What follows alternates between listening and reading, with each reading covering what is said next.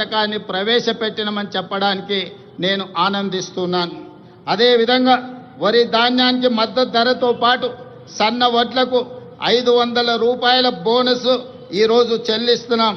దీనివల్ల రైతులకు అదనపు ఆదాయం లభించడమే కాకుండా రాష్ట్రంలో సన్న ధాన్యం దిగుబడి భారీగా పెరిగింది.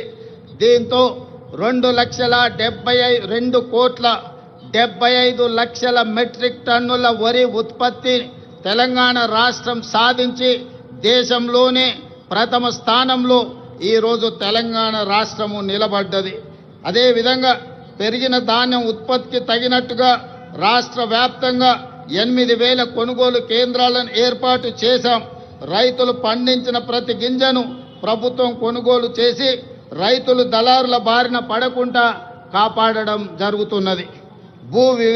భూ వివాదాలు లేని తెలంగాణ లక్ష్యంగా భూభారతి 2025 చట్టాన్ని తీసుకువచ్చాం.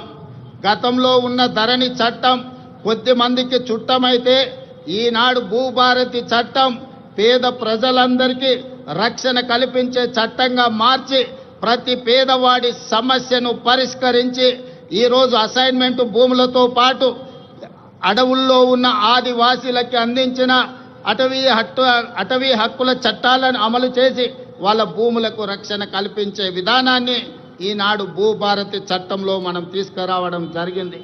మిత్రులారా, యువత మన భవిష్యత్తు. అందుకే ప్రజాప్రభుత్వం అధికారంలోకి వచ్చిన వెంటనే 16 నెలల్లో దాదాపుగా 60,000 ప్రభుత్వ ఉద్యోగ నియామకాలు చేపట్టడం ద్వారా తెలంగాణ ఉద్యమంలో తెలంగాణ రాష్ట్ర సాధనలో ముందు భాగాన నిలబడ్డ నిరుద్యోగ యువకులకు ఒక నమ్మకాన్ని, విశ్వాసాన్ని, భరోసాని ఈ ప్రజాప్రభుత్వం అందించడం జరిగింది. ఇదే కాదు, గత 16 నెలల్లో ప్రైవేటు సంస్థల్లో కూడా దాదాపుగా అంతర్జాతీయ పెట్టుబడులు తీసుకొచ్చి 1,00,000 మందికి ఉద్యోగ అవకాశాలు కల్పించడం ద్వారా నిరుద్యోగ సమస్యను పరిష్కరించడమే కాదు, ఈ దేశంలో అత్యల్ప నిరుద్యోగ సమస్యగా ఉన్న రాష్ట్రంగా తెలంగాణ రాష్ట్రము మొట్టమొదటి స్థానంలో ఉన్నది.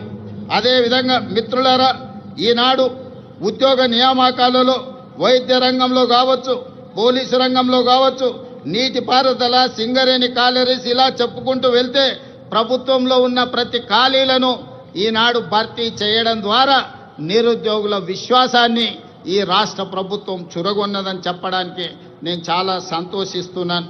అదేవిధంగా సివిల్స్ పరీక్షలు ఈనాడు ఈ దేశంలో ఏ రాష్ట్రం అభివృద్ధి చెందాలన్నా సివిల్ సర్వీసెస్కు సంబంధించిన అధికారుల యొక్క ప్రణాళికలు దేశ అభివృద్ధిలో కీలక భాగం పోషిస్తున్నాయి.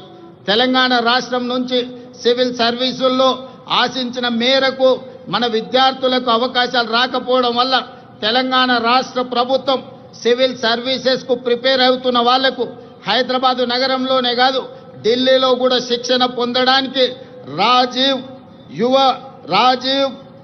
యువ వికాసాన్ని అందించడం ద్వారా సివిల్ సర్వీసెస్ ప్రిలిమ్స్కి ఎన్నికైన వాళ్లకు ₹1,00,000, మెయిన్ పరీక్షలకు ఎన్నికైన వాళ్లకు ₹1,00,000 ఆర్థిక సహాయాన్ని అందించడం ద్వారా ఈనాడు దేశంలోనే మన విద్యార్థులు అత్యధికంగా సివిల్ సర్వీసెస్కి ఈరోజు ఎన్నిక కాబడ్డారని చెప్పడానికి నేను సంతోషిస్తున్నాను.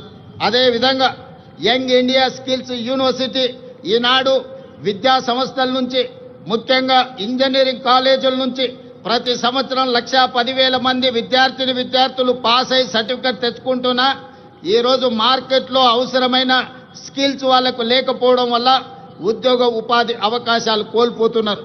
అందుకే తెలంగాణ రాష్ట్ర ప్రభుత్వం ఆలోచన చేసి యంగ్ ఇండియా స్కిల్స్ యూనివర్సిటీని ప్రారంభించడం ద్వారా ఈ విద్యార్థులకు అందులో శిక్షణను అందించి ఉద్యోగ ఉపాధి అవకాశాలు కల్పించడానికి ఈనాడు యంగ్ ఇండియా స్కిల్స్ యూనివర్సిటీని మనం ప్రారంభించుకోవడం జరిగిందని చెప్పడానికి నేను గర్విస్తున్నాను.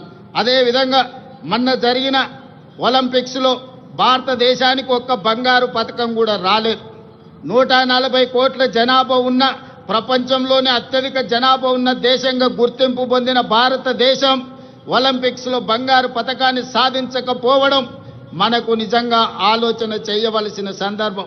అందుకే ఈనాడు యువకుల్లో క్రీడాకారులను వెలికి తీయాలి, మట్టిలో మాణిక్యాలను ఈ దేశానికి పరిచయం చేయాలన్న ఆలోచనతోని యంగ్ ఇండియా స్పోర్ట్స్ యూనివర్సిటీని అదేవిధంగా స్పోర్ట్స్ అకాడమీని ప్రారంభించుకొని రాబోయే 2028 సంవత్సరంలో జరగబోయే ఒలింపిక్స్లో బంగారు పతకాన్ని దేశానికి తెలంగాణ రాష్ట్రం తరఫునే సాధించాలన్న లక్ష్యంతో ఈనాడు యంగ్ ఇండియా స్పోర్ట్స్ యూనివర్సిటీని అదేవిధంగా అకాడమీని మనం ప్రారంభించుకున్నామని తెలియజేయడానికి నేను సంతోషిస్తున్నాను. అదేవిధంగా యంగ్ ఇండియా ఈరోజు ఇంటిగ్రేటెడ్ రెసిడెన్షియల్ స్కూల్స్ గతంలో ప్రభుత్వాలు SC ST BC minority EWS కోటాలో ఉండే విద్యార్థులకు వివిధ ప్రాంతాలలో రెసిడెన్షియల్ స్కూళ్ళు నడిపేవాళ్ళు. దాంతో వాళ్ళలో ఒక ఆత్మ న్యూనతా భావము ఏర్పడడానికి అవకాశం ఉంది.